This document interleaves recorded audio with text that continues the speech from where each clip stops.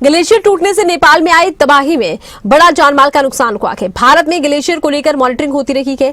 नेपाल में आई तबाही की वजह क्या रही है? भारत में ग्लेशियरों की स्थिति पर वाडिया इंस्टीट्यूट के वैज्ञानिक डॉक्टर मनीष मेहता से बात की है। खबरें मित्र के उत्तराखंड ब्यूरो चीफ राव शफात अली ने। देखिए, तिब्बत में ग्लेशियर फटने से भारी तबाही हुई। ये तबाही नेपाल तक पहुंची।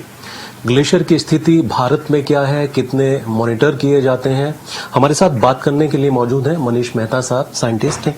सर, एक बड़ी तबाही ये सामने आई है और ऐसा उत्तराखंड में 2013 में भी हमने देखा जब केदारधाम में आपदा आई थी। वो भी एक ग्लेशियर था। इसमें और उसमें कितना अंतर है और वजह क्या हो सकती है?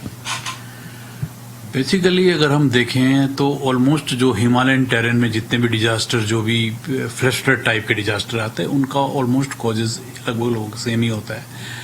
लेकिन उसमें कुछ क्या होता है कि जो ग्लेशियर लेक के फटने से होता है, जिसको ग्लोव बोलते हैं, या लैंडस्लाइड की कोई लेक अगर फटी है तो उसको ललॉफ ऐसे करके लैंडस्लाइड लेक। जो कुछ जो है आइस एवलांच, जैसे आपका ऋषिगंगा का एक बढ़िया एग्जाम्पल है, आइस एवलांच टूटने की वजह से हुआ था। तो ये सब जितने भी डिजास्टर है, ये क्या होता है कि जो अपर एलिवेशंस में जो sediments, basically loose unconsolidated sediment है, उसका पानी के साथ मिलके नीचे की तरफ बहना और नीचे आकर के कहीं कहीं उस पानी को रोकना, और उस रोकने के बाद जो है एक आप कह सकते हो कि कैस्केडिंग टाइप की लेक्स, एक लेक बनानी, एक सीरीज ऑफ द लेक जैसे बनना शॉर्ट टर्म का, ऐसे बन करके वो नीचे को जब डाउन स्ट्रीम में जाता तो एक ह्यूज अमाउंट ऑफ डेब्री लेकर के नीचे चले आता है। इसका एग्जांपल जो है आपने धराली में भी देखा होगा, अभी रिसेंटली में तमकगाड़ में भी देखा है।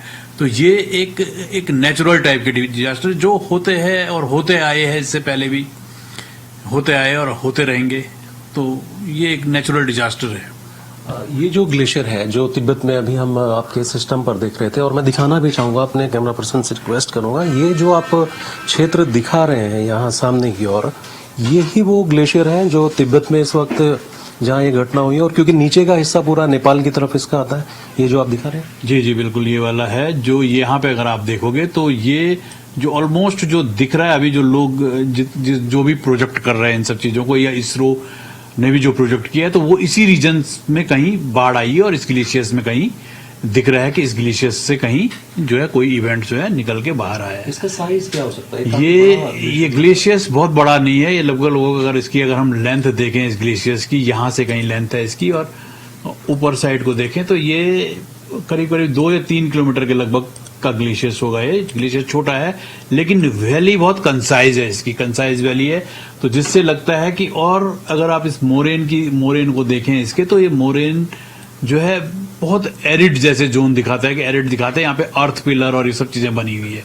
तो इससे ऐसा लगता है कि ये जोन जो दिख रहा है, अगर आप इसमें देखोगे तो यहाँ पे जो लोगों ने इसमें स्टडी की है, जो सैटेलाइट इमेज जो इसरो ने और इन्होंने जो भेजी हुई जो इमेज है, उस इमेज को अगर हम देखें और थोड़ा गौर से देखें इस रीजन को, तो इसने क्या किया है कि उस मोरेन को, जो मोरेन दिख रहा है, उस मोरेन को कंप्लीट जो है, जो ये मोरेन दिख रहा है इस ग्लेशियर्स का, ये आप देख सकते हो यहाँ पे जो मोरेन दिख रहा था, इसको कंप्लीट वॉश किया है इस रीजन में।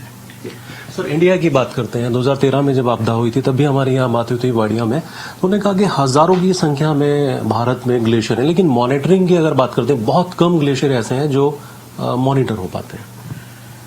अगर आप देखोगे तो ग्लेशियोलॉजी जो बेसिकली जो सब्जेक्ट है, ग्लेशियोलॉजी जो स्टडी करते हैं, वो अप्रोच और बहुत टफ है हिमालयन टेरेन में, और बहुत रग टेरेन है। ग्लेशियर्स जो है हमेशा हायर एलिवेशन में रहते हैं, करीब 4000 मीटर से ऊपर आपको 3600 मीटर से ऊपर ग्लेशियर्स मिलेंगे।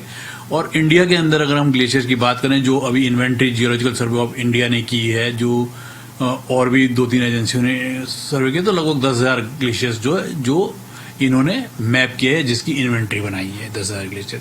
उन ग्लेशियर्सों की बात करो तो उनमें से हार्डली जो है 100-150 ग्लेशियर्स होंगे जिनको रेगुलर मॉनिटर जिनको कर रहे हैं, अलग अलग बेसिन में, अलग अलग वैली में, जैसे वाडिया इंस्टीट्यूट 5-6 ग्लेशियर को कर रहा है, एनसीपीओआर 8-10 ग्लेशियर को करता है। ऐसे करके कहीं ऑर्गेनाइजेशन है जो अलग अलग जगह में अलग अलग ग्लेशियरों की स्टडी कर रहे हैं। अभी चाइना की बात करते हैं। सर, काफी आगे निकल चुका है इस मॉनिटरिंग के मामले में, लेकिन अभी हम पीछे हैं, क्या वजह? देखो, हिमालयन टेरेन में हम, और जगह तो हम काफी आगे हैं इन सब चीजों से। हम जैसे सुनामी और इन सब चीजों में हमारा इंडिया का अपना होल्ड है और बहुत सारी चीज़ों में, वेदर में भी हमारा प्रिडिक्शन जो है काफ़ी अच्छा है। लेकिन हिमालय क्या है कि हिमालय में इंडिया और चाइना ऑलमोस्ट बराबर ही होंगे मेरे हिसाब से, उसमें कोई ज़्यादा वो नहीं है, क्योंकि टेरेन का फर्क हो जाता है और आपदा का बेसिकली फर्क होता है कि डिजास्टर आपके हिमालय में हजारों वैलियाँ हैं और आपको नहीं पता किस वैली से डिजास्टर आएगा, क्योंकि सब हिडन है। और ऐसा कोई सिस्टम भी अभी तक रेगुलर सिस्टम नहीं है जो सैटेलाइट होगी जो रोज जाके दिखाए आपको, ये सब चीज़ें अभी बहुत पॉसिबिलिटी नहीं है। और हिमालय यंग है, फ्रेजाइल है और एक्टिविटीज़ इसमें जो है जब से ये बना है तब से है और लगातार होती रहेगी। इसमें हम लोगों को खुद अवेयर होना पड़ेगा कि जैसे रिवर बैंक के किनारे और ये सब चीज़ें, यहाँ बसावट और यहाँ बसना जो है कम करना पड़ेगा या सेफ जगह में फ्लड प्लेन के ऊपर बसना होगा। ऐसा नहीं है कि हम डिजास्टर और इसके मामले में किसी भी देश से पीछे है, चाइना से पीछे है। जब केदारनाथ डिजास्टर हुआ था तो हम लोगों ने करीब 3 लाख लोगों को रेस्क्यू किया था वहाँ पे, तो हमारा सिस्टम भी स्ट्रांग है। सर, डिजास्टर से आपकी विंग को जोड़ा गया है और ये कब से हुआ, क्या कुछ आपने अवेयर किया क्षेत्रों को? बेसिकली हम लोगों का जो काम है, वी आर एक ग्लेशियरोलॉजिस्ट और हम ग्लेशियर्स डायनेमिक्स पे काम कर रहे हैं। यहाँ पे जितने भी लोग हैं, ग्लेशियर्स कैसे मूव कर रहा है, कैसे पीछे जा रहा है, आगे जा रहा है, रिट्रीट हो रहा है। लेकिन जो ग्लेशियर से रिलेटेड हैजार्ड्स है उसमें भी हम लोग, क्योंकि हम उस रीजन में जाते हैं तो हम चीज़ों को देखते हैं, तो हम उसमें भी काम कर रहे हैं। अभी हमने इनिशिएट किया है, कुछ काम हमने किया भी है।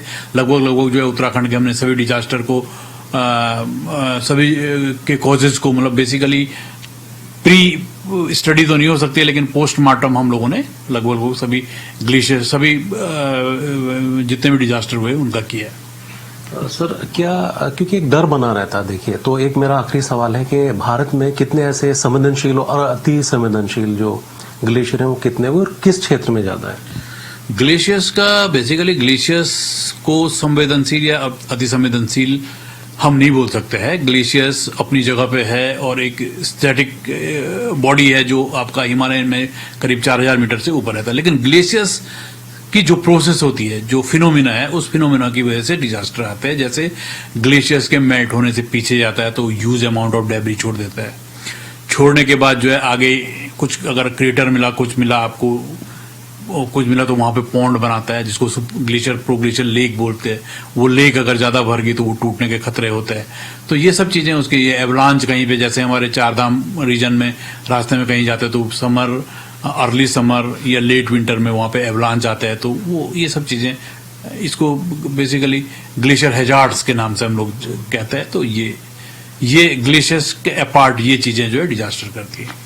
शुक्रिया बात करने के लिए। तो मनीष मेहता साहब जो वैज्ञानिक हैं वाडी इंस्टीट्यूट में, उन्होंने बहुत विस्तार के साथ समझाया कि किस तरह से ग्लेशियर टूटते हैं, क्या वजह हो सकती है। और भारत में करीब 10,000 ग्लेशियर हैं, लेकिन सबसे बड़ी बात है कि 100-150 के करीब ही जिनकी मॉनिटरिंग होती है। हालांकि भारत किसी देश से पीछे नहीं है मॉनिटरिंग करने में, लेकिन सीधे तौर पर कहें तो ग्लेशियर खतरा है।